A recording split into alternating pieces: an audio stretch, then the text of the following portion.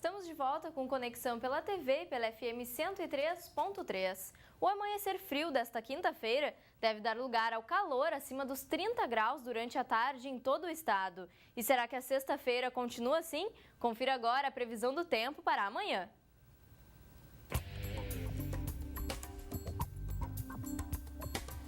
Nesta sexta-feira, pode chover no centro-oeste e norte do estado. Nas outras regiões, não chove.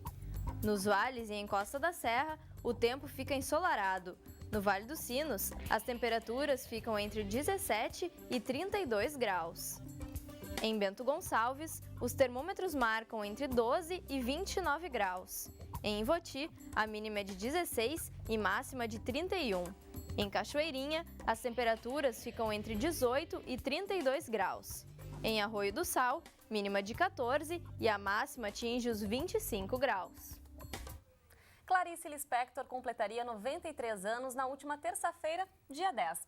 Considerada um dos grandes nomes da literatura brasileira do século XX, a marca de Clarice era a escrita intimista.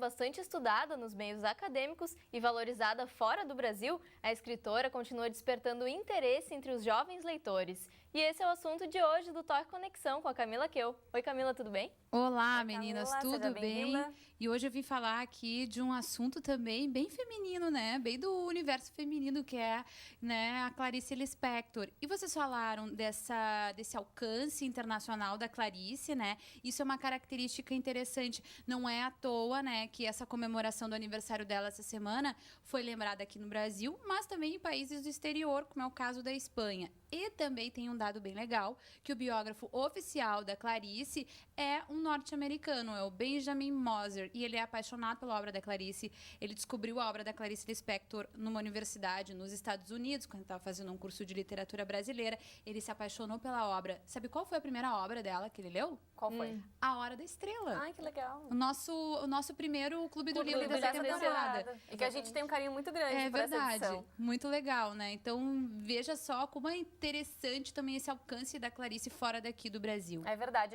Ela é considerada um dos grandes nomes da literatura brasileira, mas ela não é brasileira de nascimento, né, Camila? Como é que foi a chegada dela aqui no nosso país? Não, ela nasceu em 1920 na Ucrânia. E os pais dela vieram para o Brasil porque eles estavam fugindo lá da revolução no país deles, vieram para cá e o estado que acolheu, assim, digamos, a família, foi Pernambuco, que ela tem uma ligação muito grande, ela tinha uma ligação muito grande com o Estado. Bom, a família se naturalizou, a Clarice é naturalizada, e ela fazia questão de dizer que ela era brasileira. Então, ela passou a sua juventude, né, em Recife, aí depois ela foi para o Rio de Janeiro, aí sim, para cursar Direito. E como foi o início dela na carreira literária? Ela já tinha isso desde a infância ou não? Sim, já era perceptível, assim, esse dom da Clarice para a literatura. Ela, pequenininha, já começou a escrever. E ela mandava os seus contos para o Diário de Pernambuco, que tinha uma seção lá de histórias infantis, que as crianças podiam mandar as suas histórias. Só que as histórias da Clarice nunca foram aceitas. Isso porque elas eram diferentes dos contos que as crianças mandavam, né?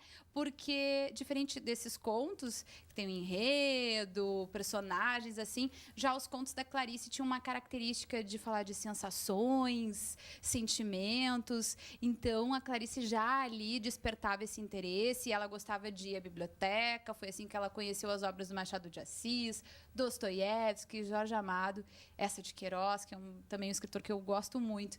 Então, já vem de longe, assim, essa afinidade dela com as letras. E como é que ela começou de fato mesmo lá com as primeiras publicações? Bom, ela fez o curso de Direito, chegou a cursar o curso de Direito, mas ela nunca exerceu a advocacia, nunca chegou a advogar, né? Ela basicamente trabalhou com o jornalismo e, claro, depois escrevendo e tudo mais. Em 1940, ela publicou o primeiro conto dela, chamado Triunfo, na revista Pan, né? E depois a Clarice foi desenvolvendo aí a carreira dela. Vamos falar um pouquinho dos destaques. Vou falar de novo da Hora da Estrela, claro, que é um destaque assim bem importante da obra da Clarice. Também tem Paixão Segundo o GH, que mostra como ela é multifacetada, também escrevendo poesia, ou os livros também infantis da Clarice, né? Então ela tem aí uma trajetória bem interessante.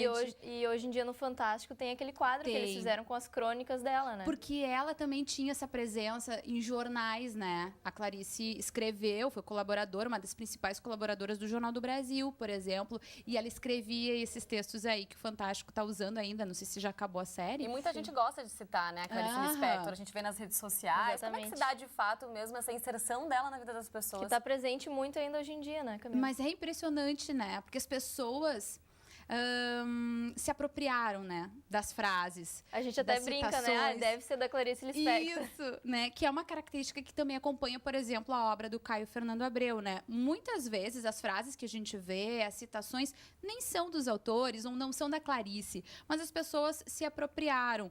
E eu acho que tem esse lance justamente porque a Clarice tocava em temas muito universais, né? Sentimentos, relações humanas, aquelas questões existenciais das personagens femininas, dos personagens em geral. E isso chama muita atenção das pessoas, as pessoas criam uma identificação. E uma sensibilidade incrível também. É verdade. Então tá, Camila, muito obrigada pelas tuas informações. Obrigada. Até o próximo encontro. Até lá, Até meninas. mais. Obrigada. Tchau. E o Conexão Unicinos de hoje fica por aqui. A gente volta amanhã, 12h30. Até lá. Tchau.